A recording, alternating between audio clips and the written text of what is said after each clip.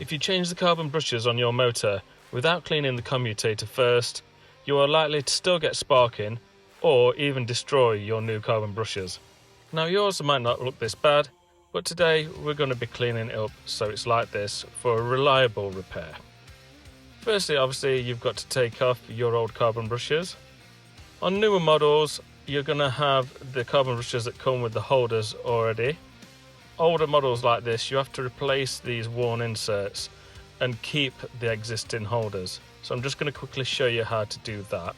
It's just a case of removing the old insert, and then I clean them up on the inside with some sandpaper, and just then checking that the new carbon insert moves freely inside the holder. And then just clip it in. Again, if you've got the newer carbons, I apologise, you won't have to do all this faffing. Now on with the task in hand. We're cleaning the commutator on the motor where the carbon brushes make contact. I use a drill with a 10mm socket on it, and then a strip of sandpaper. You can cut this off a sheet, and it is 600 grit aluminium oxide paper that I'm using, and a 2cm strip carefully wrapped around the commutator and held firmly should make it so when you're drilling away you're creating a nice flat smooth surface. I'll just keep checking on your progress, and you're going to have to repeat this a good dozen times. I'll speed the video up now so you don't die of boredom, and obviously in the meantime you can be subscribing to my channel for more vacuum cleaner help videos.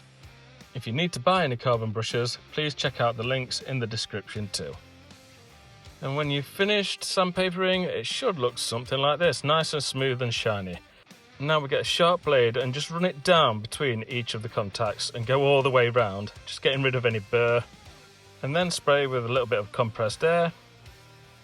And there you have it, the final result, all nice and shiny and flat. So you put your carbon brushes back in, and install the motor back into the vacuum cleaner. If you have any questions, as always, just put them in the comments. And hey presto, Henry is working like a brand new one again. I do hope that you found this video helpful. As always, give it a like and say something nice in the comments if you wish.